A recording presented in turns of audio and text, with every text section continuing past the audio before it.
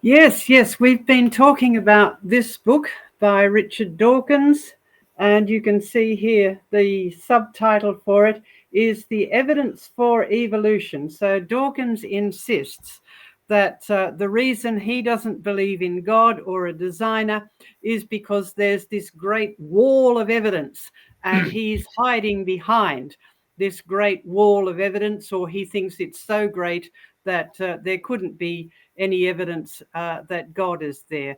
But let's have a look at another couple of examples from that book. As you can see, it's quite a big, thick book. You'd think, well, there must be mountains of evidence. Actually, if you read through it, there's not a lot of this book is pouring scorn on creationists, and he does specifically pour scorn on us, on John Mackay, and on creation research in general. So that is why we feel that we can honestly criticize this book, because Dawkins has criticized us through that book. Let's have a look at what Dawkins has to say. And he insists that the world is just completely filled with evidence for evolution. Now, before he wrote that book, he was interviewed back in 2004 by a TV journalist called Bill Moyers. And Dawkins was asked, is evolution a theory, not a fact? Because you hear this phrase, the theory of evolution, sort of rolls off the tongue, as it were. And Dawkins made this rather interesting reply: evolution has been observed. It's just that it hasn't been observed while it's happening. Now, I don't know, I didn't hear this, so I don't know the intonation of that. But when I read that comment, I thought, my goodness me, it just hasn't been observed while it's happening. Isn't that rather a contradiction? Well, later on, Richard wrote this book, and so-called Evidence for Evolution. So he must believe that there's plenty of evidence there, even if it hasn't been observed. But within that book, he makes this comment: evolution is a fact, and that's a recurring theme throughout that whole book. And Richard Dawkins goes on to say the evidence for evolution is at least as strong as the evidence for the Holocaust, even allowing for eyewitnesses to the Holocaust. Now, the generation that lived through the Holocaust is dying out, because it was quite a long time ago. But we have their records. We have the photographic, film, and documentary records. So we have the eyewitness records. Do we have eyewitness records to evolution? Well, even Dawkins insists that we don't. So where is this evidence that Dawkins has written this big fat book about? Where is all this evidence that he thinks has completely wiped out the evidence for God? Well, let's have a look at a couple of other ones apart from the eye and the koala that John and Joseph have already mentioned. Dawkins talks about cabbages. Now, there's something that should be familiar to English people. Cabbages, according to Dawkins, are a vegetable affront to essentialism and the immutability of species.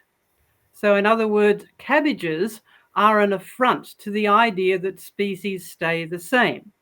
Now, the species he's referring to is Brassica oleracea, and he describes this particular species as an undistinguished plant, vaguely like a weedy version of the domestic cabbage. Well, yes, I have seen what are called wild cabbages. In fact, I think on one of our field trips, when I was in the UK a few years ago, we found a number of these just growing along the path as we went down to look for some fossils.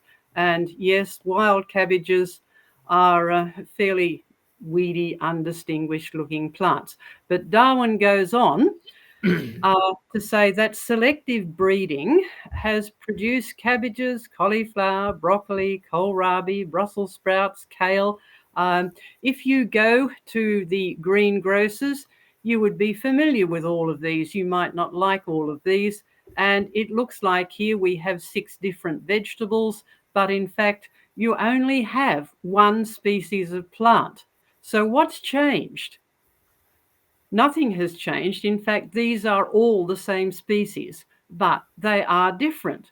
So something has changed, but the species has not evolved. Now, what has happened here is selection. Selection is a real process and it does produce change, but it won't make one plant evolve into another plant. Now, the way that you get all of these differences, just briefly, depends on whether you apply your selection, your selective breeding to the stems and leaves or to the flowers of the plant. So if you look at different aspects of the leaves and stems, if you breed the plants for lots of densely packed leaves on the top of the plant, you end up with cabbages, with the cabbage head, with a mass of leaves.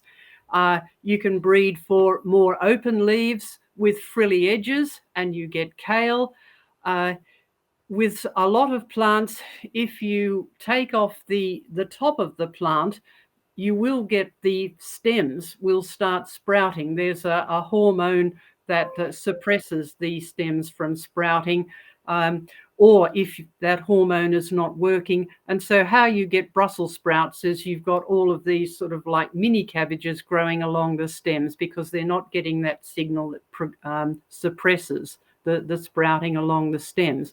Or you can concentrate on the stems itself, and that's how you get kohlrabi, which is just a big thick stem. Right? And really interesting thing is you can select for cabbage plants with very long, strong, extremely strong, tough stems, and then harvest those, and you can make walking sticks out of them. They're strong enough and tough enough for that, but they're still quite lightweight. And the interesting thing is the handle on the walking stick at the top there is actually the root. So it's up. You have to turn it upside down to make a walking stick out of it. To get the cauliflower and broccoli, that's actually selection applied to the flowers. So cauliflowers literally are flowers. You select for very, very tightly packed flowers. In broccoli, you're selecting for immature flowers. So it's actually some impaired flower development, but if you have clusters of these together, you still end up with something that is quite attractive and very nutritious. Now, these are not flowers, but they are cabbages.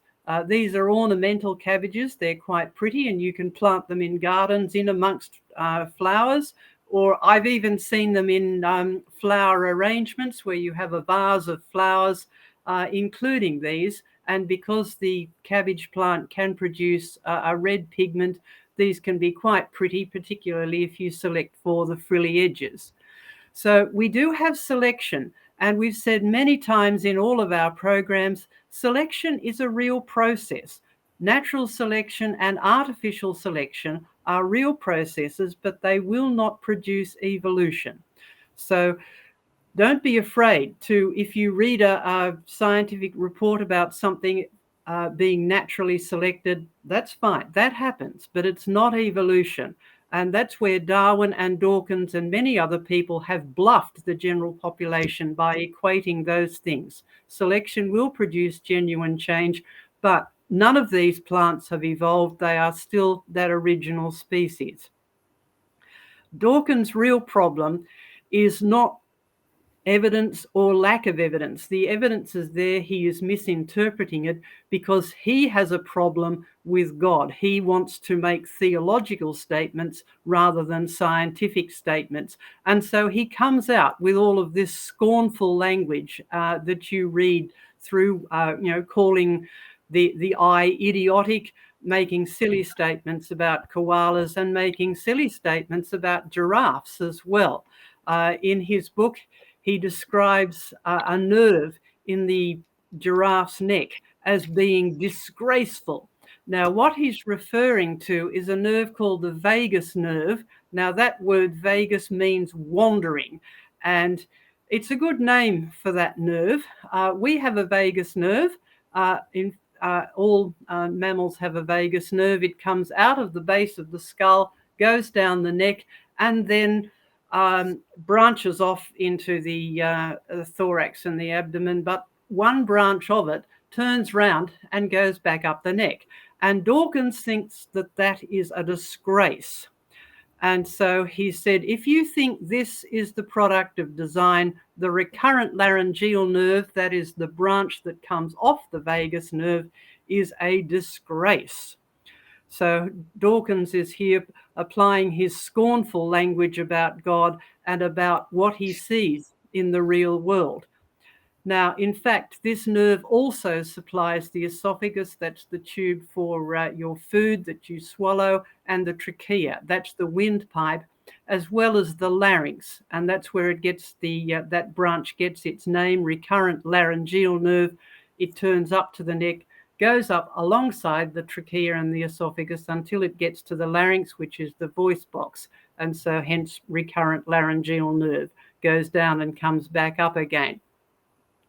Now, this does seem like a very odd thing, but the point is it works.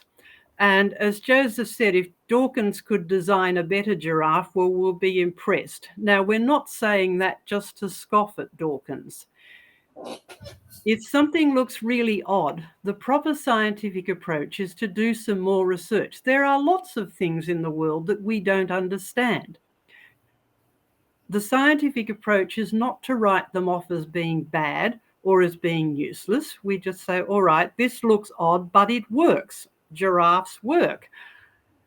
What we should do is do some more research and we will find out.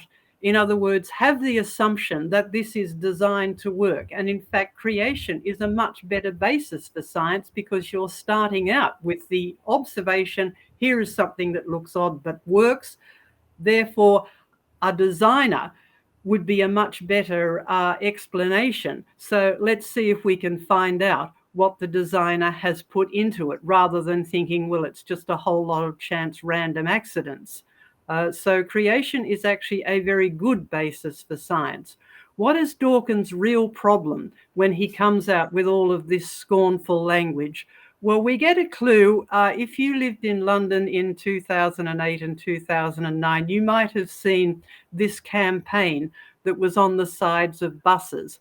Now, Dawkins joined up with a couple of atheist and skeptic societies, humanist societies, and this was his campaign. There probably is no God.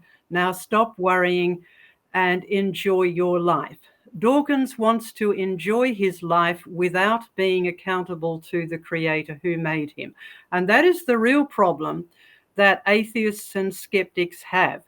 Even if we demolish all of the evidence that they are hiding behind, and we need to do that, because if they are hiding from God, that is a serious problem, because ultimately you can't hide from God. So we do need to crack the facade, which is why we do programs like this, where we critique the so-called evidence that they come up with. But the sad thing is that means they don't want to know the Savior as well as the Creator. And we need to go beyond creation versus evolution, because the skeptics need the gospel, particularly Richard Dawkins, who has not really enjoyed life since he started this, since he did that protest on the sides of the London buses. It's been and gone now, but since then he suffered a mild stroke in 2016. And when that happened, the Church of England actually has a prayer request sort of internet site on what used to be called Twitter. What's it called now? It is sort of blanked out. It's called X for some strange reason. Yes, anyway, whatever, it was Twitter in those days. And the Church of England put out a request for prayer for Richard Dawkins after he'd had this stroke. And a lot of atheists reacted badly to this and suggested that the church was trolling Dawkins. But a Church of England spokesman then came back and said, but Jesus told us that we should pray for our enemies. We're not pouring scorn on Dawkins or trolling him. And in fact, for once, the Church of England was right. Jesus did say, "You have heard you shall love your neighbor and hate your enemies." We don't hate the skeptics. We don't hate Dawkins or any of his colleagues at all. The reason that we try and crack the facade of the so-called piles of evidence that they keep putting up is that we know one day they will have to face the God whom they have called idiots or poured scorn on or made disgraceful things, because one day they will have to face the God who is their judge as well as their creator. And that's what they're really running away from. They're not really running away from the evidence for design. Everyone can see the evidence for design. They just don't want to know it, but they don't want to be accountable to a God who is ultimately their judge. And so Jesus said to us, love your enemies and pray for those who persecute you. Dawkins has persecuted us through writing that book and through various other things, but we certainly do pray for Dawkins because we don't want him to go to eternal judgment, eternal hell, any more than we want anyone to. So do pray for Richard Dawkins. He's not getting any younger. I think he was in his 70s when he had that stroke back in 2016. So